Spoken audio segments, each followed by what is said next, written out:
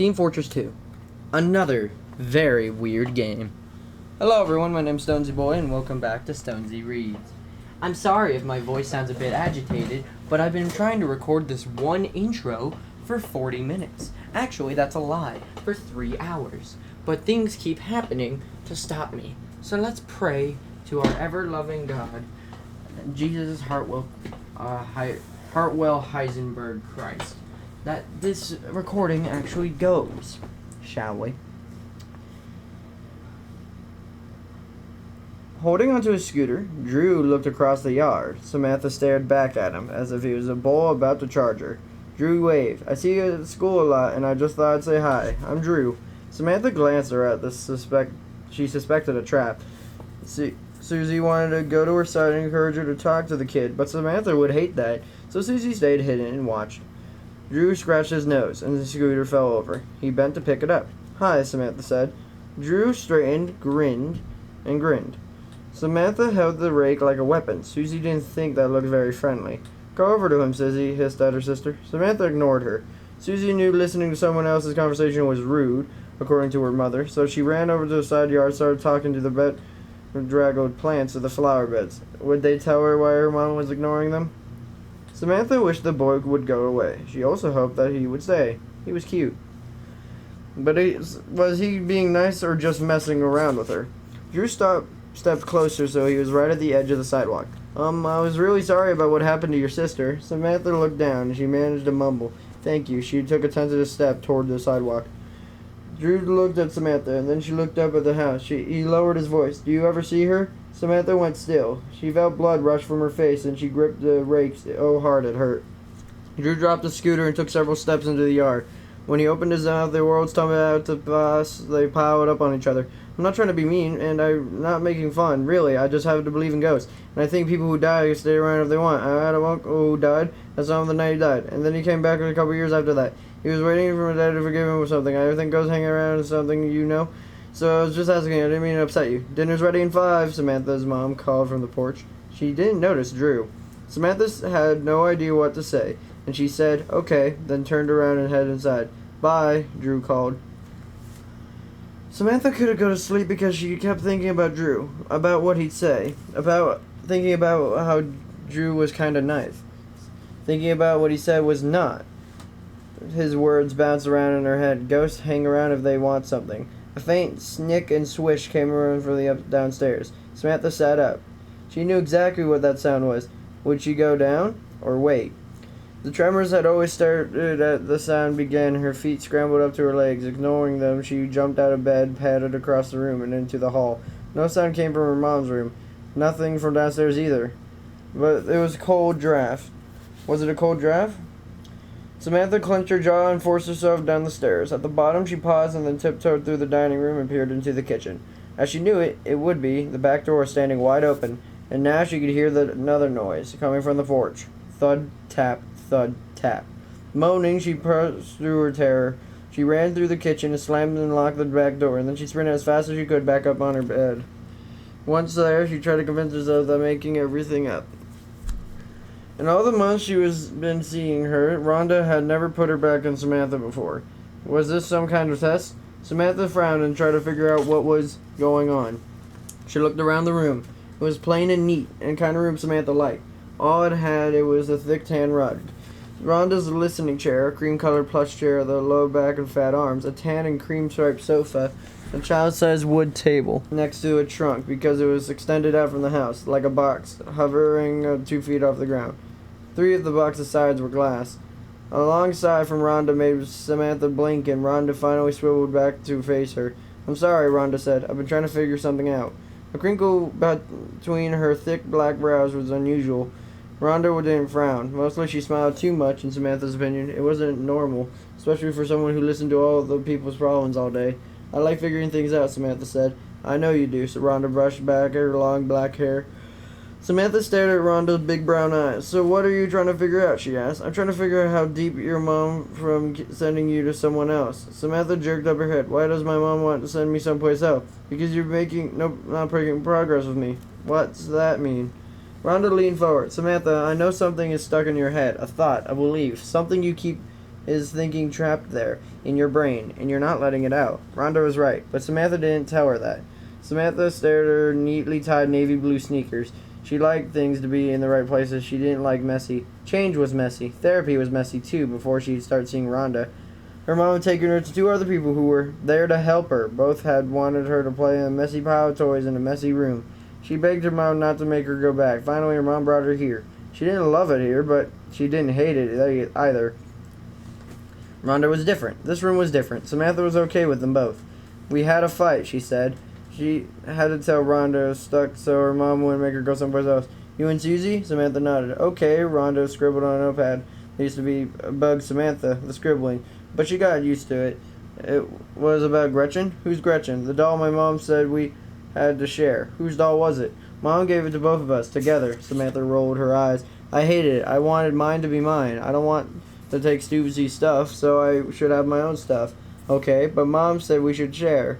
Rhonda nodded. So I tried to explain to Susie that we should each get Gretchen for a certain time. When Gretchen wasn't with me, she'd study. Rhonda smiled and nodded again. Susie got upset about that. She said Gretchen didn't like to study. Gretchen liked to go to the zoo. She wanted Gretchen to hang out with her stuffed animals all the time. She said if Gretchen had to study, she'd be sad. Samantha stopped and remembered Susie standing in her room, hands on her lap. Her lower lip jutted out. When Samantha insisted Gretchen needed to study, Susie threw a tantrum. She cried, but she'll hate that. So what's happened? Rhonda asked.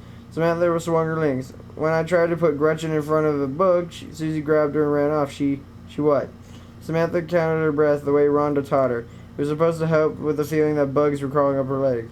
1, 2, 3, 4. On the fourth exhale, Samantha said she ran away and hid Gretchen. Then she came back and told me what she'd done. I told her if I'd find Gretchen, and Susie was upset again. Before that night, she told me she was going to find a better hiding place for Gretchen. I'd never find her now. Samantha fisted her hands and held them in front of her face. Then she said, I think she was thinking about where to hide Gretchen, but that's why she got taken. She thought whoever took her would help her hide the stupid doll. So Rhonda took a deep breath. Thank you for telling me. Am I not stuck anymore? I don't think you are. Samantha nodded once. Good. Where's the doll now? Rhonda asked. I haven't found it. Susie thought Samantha was unusually talkative today. She hadn't showed up since her mom had picked her up from the funny glass house Samantha visited 3 times a week. Even though Samantha was talking about boring stuff about multiplying, dividing fives, her mom seemed to be okay with listening. She kept nodding as she drove through traffic. She didn't smile, though, neither did Samantha. Samantha was so stiff she looked like a robot, and she sounded like a robot, too. It was weird. She was talking as if she had to talk, or something bad would happen. If she had to talk, couldn't she talk about something good? We talk about cute things, Susie asked. Samantha and her mom had not heard her because Samantha kept talking about numbers and math. Susie sighed. What about the point in hanging out with them if they were going to ignore her? Susie turned and looked at Samantha's right ear. Samantha's ears were pierced like Susie's were. Susie liked to wear pretty colored earrings. Samantha refused to have hers pierced because she didn't want holes in her ears. Susie wondered, if I blow hard enough, can I push all the boring words out of her head? Turning, Susie blew as hard as she could into Samantha's ear. Samantha stopped talking. Ha, Susie grinned. Were you done with your story? Susie's mom asked Samantha. Samantha didn't answer. She sat perfectly still in her seat. Susie wasn't sure if the silence was any better than the non-stop chatter. It wasn't soft, comfortable silence like a cushy blush bear. It was a sharp silence, like a pointy ends of metal things poking at your skin. The silence hurts her ears and her heart. Susie started singing to drown out the silence. No one sang with her, but she didn't care. She sang until Susie's mom turned onto the road. Then Susie stopped and waited eagerly to spot their house and check on Oliver. Susie's mom paused to wait for her car to pass to start turning into the driveway. The car's blinker did its click-click until Susie's mom made the turn. Susie mimicked the noise. No one told her to stop. Oliver had lost a lot more leaves. He only had a few left. Would they last long enough? Susie sat at the end of Samantha's bed and watched the sister read a book. Samantha seemed tense. She held the book stiffly, and she took a long time to turn the pages. I have a confession, Susie said. Samantha didn't look up. I miss you guys when we're apart, and I know you miss me too. Samantha turned a page. Her hand trembled. And I miss Gretchen. Do you miss her? Samantha kept reading. Susie never liked it when Samantha ignored her, but she didn't want to let her shut up. I don't know why, but I can't remember where I hid Gretchen. Susie chewed on a knuckle. I don't think... She stopped talking. This wasn't working. Samantha wasn't going to help her. Why couldn't Susie remember where she hid Gretchen? She remembered how angry and upset she was that Samantha was going to get Gretchen study. Gretchen was a sensitive doll, freckled and curly blonde hair. Gretchen's soft round face and painted with a shy smile, the kind of smile that told Susie she was easily scared. When Susie hid Gretchen, she had been wearing a pink and purple polka dot dress and a genie made. The genie was supposed to be fun. The dress was supposed to be fun. It was supposed to help Gretchen be happier. But then Samantha was going to put pressure on Gretchen to learn stuff. Not even polka dots would win over that. Susie knew that Gretchen would still need to be with her. Susie was the only person who understood her. She knew that what it was like to want to happy and have fun in a world and wanted to learn and keep getting better at things. She couldn't leave Gretchen alone, lost in some forgotten hidden spot. She wished Samantha would listen. Susie reached over the book Samantha was holding. She waved her hand around. Samantha's face got white, and she held very still. What was she thinking, Susie wondered. She would have asked, but she knew Samantha wouldn't answer her. Sometimes Samantha acted like this, and sometimes Samantha acted normal. The grandma used to say, "That's Samantha. She's a hard child to read." But Samantha is an open book. But Susie is an open book. If Susie was so open, why couldn't Samantha get to Susie what she was trying to tell her? How could Susie make Samantha understand? Samantha leaped out of bed and put her book neatly on the corner of the desk. Sitting in a straight-backed white desk chair, she opened a drawer, pulled out some construction paper and crayons. That was it. Maybe Susie could draw a picture. Samantha could see and remember Gretchen. Or maybe if Susie drew a picture, she'd remember where she hid Gretchen. Susie stared at the paper and crayons. Would Samantha share? "Samantha, could you come here, please?" the mother called. Perfect. Susie waited for Samantha to leave the room. Then she stole a pink piece of paper and a purple crayon and started being used. She plunked herself down Samantha's big blue bug and stretched out her stomach, tucking her tongue firmly between her lips. Susie started drawing. It took all her concentration to make sure the drawing showed up on the page, but it did. Drawing was all she could do. If she wrote a note, Samantha wouldn't read it. "Don't draw too long," Susie's mom said out in the hallway. "I'll be in to tuck you in soon." Susie heard Samantha's footsteps coming. She hurried to finish her drawing. When she was done, she left her lying on the floor and retreated to the window seat. Tucking herself into a small ball, Susie looked out in the window. She couldn't see. All of her must be because the window reflected Samantha's bright room. She could see, though, a couple of leaves pushing against the window, leaning forward. She realized that they belonged to Ivy, the vine that climbed up the trellis on the porch roof. Susie smiled. She remembered when her dad had put the trellis on the house. Her mom's Ivy, which Susie had named Ivy, of course, had climbed up to the porch post at the front of the house, and her mom couldn't wait to cut it. Susie thought that it would be sad. "Can't you let Ivy climb higher?" she asked. Her mom said, "Well, if we had a trellis." Now it looked like Ivy had reached the top of the trellis and was trying to climb into Samantha's room. Would Ivy have better luck than getting Samantha to talk? Samantha burst into her room and headed toward her desk. If she wanted to finish her drawing tonight, she'd have to hurry. Before she reached her desk, though, Samantha noticed something on the floor. Nothing besides a rug was supposed to be on the floor, but the piece of pink paper lay on it. The paper had been there when she left the room. She was sure of it. Her mom had been downstairs the whole time. No one else was in the house. That meant Samantha didn't want to look. If she looked, no longer in a hurry to draw, Samantha stared at the pink paper for a very long time. Eventually, she convinced herself that picking it up was better than letting it lie there. As long as it was on the floor, Samantha would come up with all kinds of scary reasons for it to be there. If she picked it up, she knew what it was for sure. Susie always thought Samantha didn't have an imagination. It wasn't true, but the problem was Samantha had too much imagination. She had so much imagination that she could see herself silly with just a thought or two. Taking slow, quiet steps, Samantha walked toward the rug. She didn't take her eyes off the paper as she walked. She couldn't have said why. Did she think it was going to leap off the floor and attack her? And do what? Give her paper cuts? Samantha had gotten one of those when she was little. Susie had cried when she saw the blood. Samantha didn't. Yes, it stung a little, but she thought it would be more interesting than painful. How could something as flimsy as paper cut you? When Samantha picked up the paper, she saw something swirly purple lines. As she gazed at the paper and swirly piggly lines, they began to form into shapes in some kind of sense. The drawing had 3 parts, like panels of newspaper comics. The first part was the far left of the page, was a drawing of 2 little girls. One had a ponytail and one had hair that was flying all around her face. The flying-haired girl held out like a mirror in one hand. She extended the mirror out toward the baby floating in the air. The other hand, she held out a ponytailed girl. Between the baby and the girl, the big chick with the spiky teeth held up its hands. Huh? The second part of the drawing, which was separated from the first part of vertical lines, showed the moon over the house. It looked a little like Samantha's house. The flying-haired girl was walking away from the house. holding hands with the same big chick. To the right of the second drawing, another vertical line separated from the second room, drawing it from the third one. The third one was also had a moon, a house, and a flying-haired girl, walking away hand in hand with the chick. But after the third drawing, there was a heavy dark line. Samantha could see where the crayon had been moved over and over until it created a thick, slashing shape that Samantha didn't understand. Frowning, she stared at the picture. Had she drawn it and then forgotten? If only she could believe that. I wish you would just talk to me, Susie whispered. I miss when we used to talk. I know you thought I talked too much, but you still listened. I'd really liked someone to listen. She was so frustrated. This reminded her of playing charades. Once she'd been playing charades at her friend Chloe's birthday party. Susie liked all games, but charade wasn't as fun as she wanted it to be.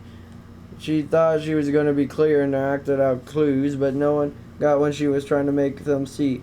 No one guessed right. When she told her mom about it later, her mom said, "You don't think the same way other people do. That's a good thing. You're super creative." Not creative enough, Susie thought as she stared at the drawing she'd left on the rug. What else could she do? Jumping out of the window seat, Susie ran to Samantha's desk and noticed Samantha looked up in the pink and purple drawing when brushed past. But Susie didn't bother to say anything. When Samantha was acting like this, there was no point. Besides, Susie wanted to draw something else. At Samantha's desk, Susie grabbed a piece of yellow paper and black crayon. She plopped down on Samantha's desk chair and started again.